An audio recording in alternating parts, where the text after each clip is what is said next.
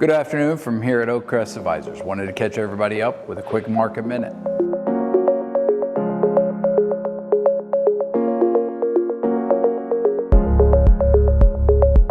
"2023 was a good year for us, and we had some great market returns.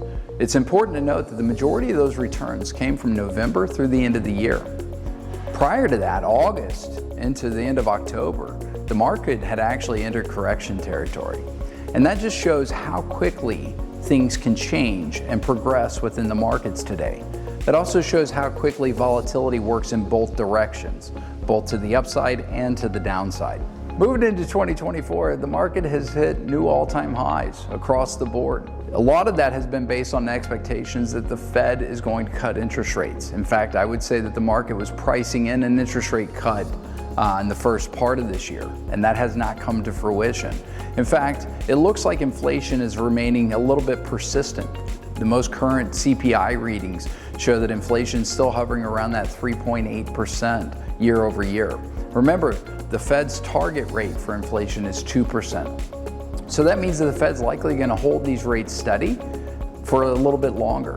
They have not given any indication that they plan to raise rates again, although I don't think that that's off the table. They have said that their plan is to cut rates, but they haven't said when. Originally last year, and one of the things that helped push the market higher was that the Fed had hinted to 3 rate cuts in 2024, being 0.75% of a cut, meaning that would bring the Fed fund rate down to about 4.5%. Remember, anytime the Fed is cutting rates, we're rewarded for taking on risk, or that's what we call a risk-on move.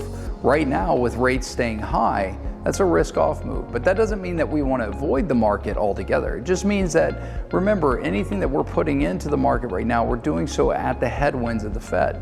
In fact, we're seeing a little bit of the economy start to slow down. In fact, most all companies have revised their earnings downward, with the exception of big tech. Big tech has continued to revise theirs to the upside, and that continues to pull the market up higher.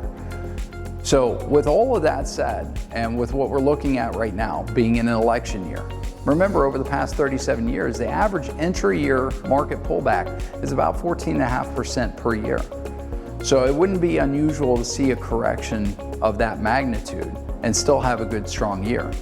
Most every presidential election year is positive. In fact, we go back to 1962, we can only find 2 years of presidential election years that were negative, and that was 2000, 2008.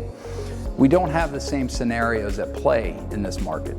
We have AI and tech that seems to be driving the market higher, and everything is focused there right now. And while it does look like that it's getting inflated, I don't think that those areas are overinflated. So the name of the game right now for us is to keep everything as safe as possible.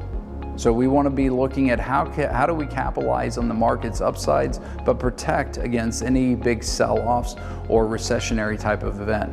But remember, the Fed is on a balancing act.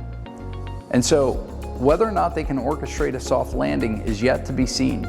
And what that means is a soft landing is bringing inflation down to that 2% goal without harming the economy so much that we do roll into recession. So we have seen an uptick in unemployment. We're continuing to see companies lay people off, and so we're likely to see that continue to rise. We want to keep that in mind, because if that continues, that can be a good indication of a recessionary event, especially if we see unemployment go up to the 6% range. Right now, we're well below that. So everything still looks fairly good. The economy looks good. Consumer spending is good. And I would expect the market to continue to grow this year, but it will not be without volatility. And remember, volatility works in our favor, right? Just like we talked about in 2023, August through October was a fairly large, significant sell-off. In fact, the S&P had dropped 10% into correction territory. That would have been a great time to add money in or invest into other things, because November through the end of the year, we had a phenomenal run. And so remembering that volatility works for us and works in our favor, it gives us opportunities. And while it may not feel comfortable to us, it always presents us with a good way to enter into the market and to make more money in our investments. With all that said, we'll continue to watch what's happening in the economy, in the market, and we'll continue to see where we can capitalize on the market's return and protect our downside. In the meantime, if you have questions about your accounts, you need our help with something, please reach out to us. We're here to help you. We appreciate your trust in us, and we look forward to serving you and exceeding your expectations in everything that we do. Thank you and have a great day.